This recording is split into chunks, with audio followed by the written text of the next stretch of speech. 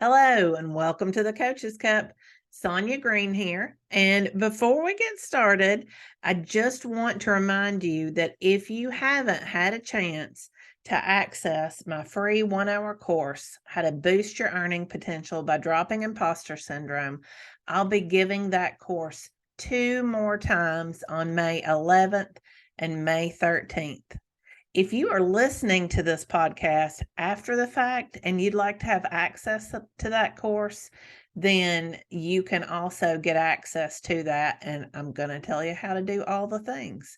So if you want to sign up for it, then what you need to do is go to my website and you can look at that big pink button on the top right-hand corner that says Have Imposter Syndrome. You can take that quiz, which will put you in the loop for my emails, and I will email information on the course to you. Or if you don't want to bother with the quiz, you can drop me an email at Sonya, Sonya, at SonyaGreenCoaching.com and just say, I want this free class. I'll send it right out to you. I'd be happy to do that either way. But, it's time that we earned what we're really worth. All women, all people for that matter. So jump on this course and see what you can learn about boosting your own earning potential. All right. So this week is a continuation of last week's topic. Last week, I asked the question, how do you measure your growth? And we talked about how we measure from our own starting point rather than looking to those around us. We don't look to other people for our starting point. We look back on where we started from and we measure our growth from that point. If you haven't listened to it, it's certainly not necessary for this week's topic, but you might want to go back and have a listen to that. This week, we're going to talk about why we don't measure our growth or success from the ideal. Now, let me start by just defining what I mean by the ideal. When I talk about an ideal, I mean from a point that we have labeled as perfection, that, aha place where the angels sing and everything's perfect. We do this as if somewhere out there, the perfect version of Sonya exists, or a perfect version of you exists. And she's all these things. And we have a list of how she looks, how she talks, how she acts, what she does. There's this ideal version. Now, logically, we know that there's no such thing as perfection, right?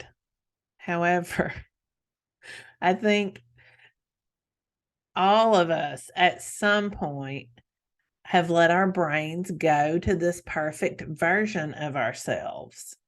And we use that version usually against ourselves, right? There's this version of me when I was 21 years old and I looked the way I thought I should look and all the things. And that's an ideal. It wasn't even true when I was 21, right? It's certainly not true now that I'm 52. So the ideal doesn't exist. We know logically it doesn't exist, but our brains love to go back to that. And let's think about this. Maybe you're working on a project for work and you've thought about it in your head for weeks. You've thought, this is what it needs to look like. This is what it needs to do. It would be magical if this is how it did, if this is what it looked like. So you have in your brain that perfect final product. What's the problem with that? Well, if you are measuring the actual project based on that ideal final product, then you're going to start to get frustrated, right? Now, you might get frustrated in draft 1. Maybe you wait until draft 5 to get maybe you wait until draft 5 to get frustrated. Maybe it's draft 15. But eventually, if perfection is what you have in mind, you're going to get frustrated because you're never going to be quite there, right? And what happens? Eventually, like I said, whether it's version 5 or version 15, your brain is going to lock up. Whether it's just the frustration, whether it's now overwhelm layered on top of the frustration, whatever it is, it's going to completely halt your progress because you can't get to the ideal. The ideal, I heard it described this way recently, is a lot like the horizon. Let's say that there's a point that on the horizon and I start walking, going after that point. Whether I walk 10 feet or 10 miles, I'm never going to reach the horizon, right? It's always out there ahead of me. And eventually, probably before I get to mile 10, by the way, I'm going to stop. I'm going to get locked up. I'm going to get frustrated and overwhelmed and tired, right? We burn ourselves out by measuring from the ideal because we're never going to get there. And we just stop. All progress halts. If it can't look like the perfect picture in my head, I just can't do it. Has that happened to you? It's happened to me. It has. And I feel pretty strongly that it's happened to most people listening. And this is made even worse because even though the ideal is an unreachable standard, even society practices this measuring from the ideal. Last week I talked about social media and how we're always seeing snapshots of people's lives on social media. And the snapshots, they always seem idyllic. I love the vacation pictures from the beach where the whole family, they're dressed alike and they're on the beach and everybody's smiling and, the sun's behind them and the waves are lapping at their feet and it just looks perfect.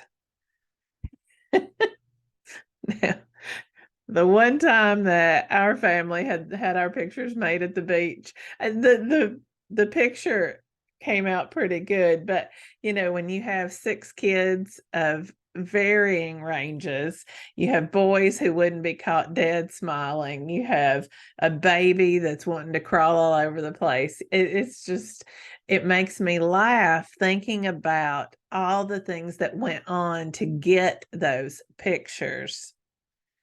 But nobody sees that, right? They see the image at the end. And so we look on social media and we see that and it seems like everybody else is living the perfect life. But that if that wasn't enough, then we have standardized tests that measures your child or formerly you against what the ideal student is. And so, it's difficult to try to convince our children or ourselves that measuring against someone else's ideal is a false measurement when we see it in practice every day in ways that seem to be high stakes, right? Those standardized tests are used to measure all kinds of things in our education system. So they appear to be high stakes, but they don't measure who we are, right? None of you would say that your child's test score is a culmination of who they are. No one would believe that their child's value is wrapped up in some standardized test score. Nobody believes that somebody's value is wrapped up in a snapshot. And yet we believe it of ourselves every time we measure ourselves against an ideal that's in our brains and we don't measure up. And then we use it to beat ourselves up, to convince ourselves that we lack value, that we lack worth, even though we would never use it to measure somebody else in our lives who's important to us. We undervalue ourselves because we aren't perfect. It sounds crazy, right? You know why our brains want us to measure ourselves against the ideal rather than how far we've come? It's a safety mechanism. Our brains crave safety and certainty at all times. And when we measure against the ideal, the perfection, we're going to fail for certain every time. So if I know I'm never going to measure up, if I know there's no such thing as perfection and I'm never going to hit that ideal, well, that's safe, right? I don't need to grow. I can't be perfect. I can't meet that perfect standard. So I'll just stay safe here where I know I'm not good enough. That's all it is. It's a safety mechanism. So if growth is your goal, then beware of the ideal. Now, really quickly, I do want to mention this. When I'm talking about the ideal, the perfect thing ahead of us, that doesn't mean that we shouldn't reach for our goals. Okay? There's a difference between having goals and having set this ideal. Goals are very clear, specific targets that we set for ourselves. And we have very clear steps that we can take to meet those goals. So we always need goals. Goals are required for growth, right? We've got to be reaching out for something, but it's not perfection.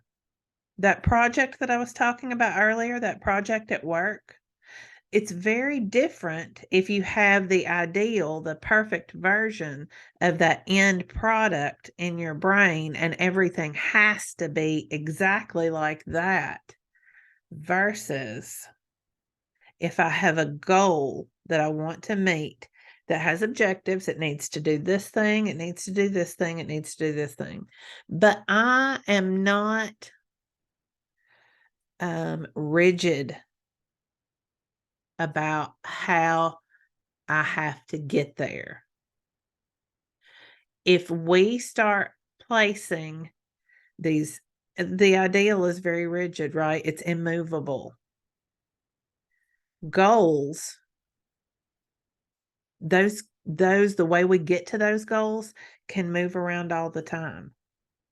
So I don't want to confuse you, but I also want to be clear that having goals and working toward goals is a very different thing than having an ideal, a perfect image, and that we can only go to that. There's a lot of flexibility in how we reach our goals. We change it up all the time, and that's okay, as long as we don't let perfectionism take hold of those goals. Because once that happens, an ideal is always going to lead us to perfectionism. And perfectionism is a closed off place. It stifles growth. All the growth that can happen, it needs to be flexible. It needs to be growing. It needs to be. I always get the idea when I'm thinking about growth of, I'm looking out my windows here at the grass that's growing. It actually needs to be mowed because it's grown so much. But if I go out there, the grass is soft, it's flexible, it moves. It's very different than it looks in the winter. Right now, I could walk across my yard and nothing would break. Where in the winter, it's dry, it's brittle, it's not growing. That's what an ideal is like. There's nothing growth inducing about an ideal. Okay? Perfectionism kills that. It takes the oxygen out of the room. I think I'm starting to mix my metaphors, but you get the idea. You're looking for growth, you're looking for goals and ways to get to them, but not the ideal. The ideal is perfectionism. So what happens if you start noticing that perfectionism is taking over? It'll be easy to notice because you can't move forward. Nothing is going to work right. When you get in perfectionism, you shut down, you close down, you take all of the oxygen out of the room, and growth can't happen. When you start noticing yourself getting into that pattern, that's when it's time to do an examination of what you're trying to get to. Number one, you do exactly what we talked about last week. You turn around and you look at your starting point. You get real clear on where you were and where you are now. Then you look at your goals. What is it that you want to achieve?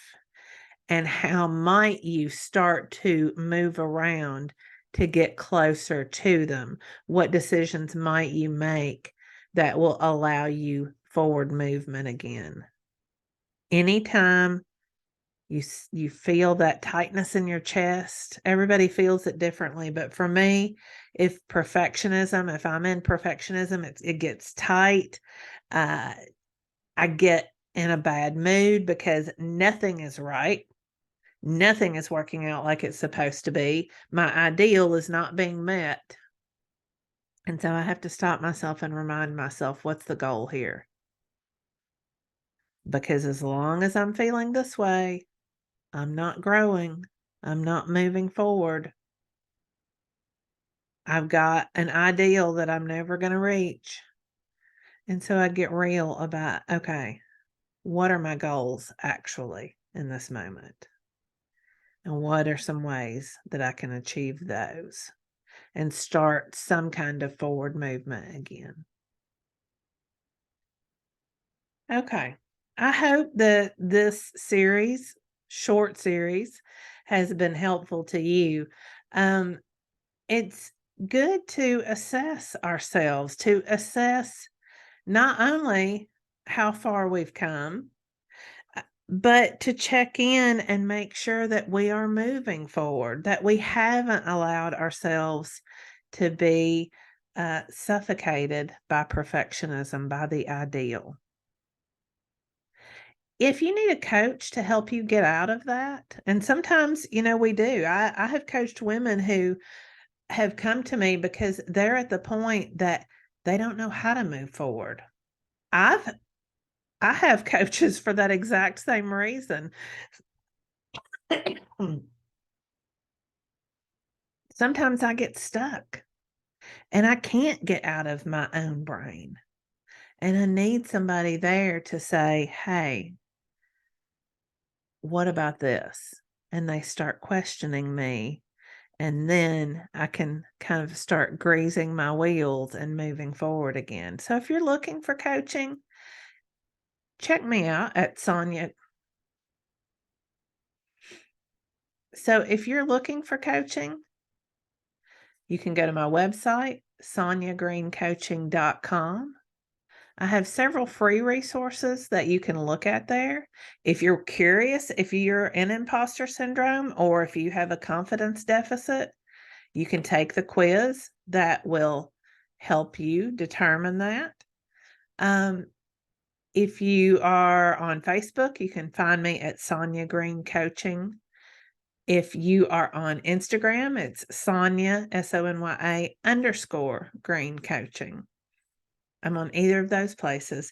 You can also go to the Coaches Cup podcast page on Facebook. We'd love for you to be a member there. We would love to hear about how you have gotten through your perfectionism.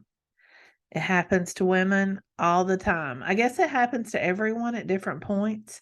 But certainly from the standpoint of a high achieving woman, I have experienced it multiple times in my life. I've had it shut me down multiple times in my life, and I don't let it do that anymore.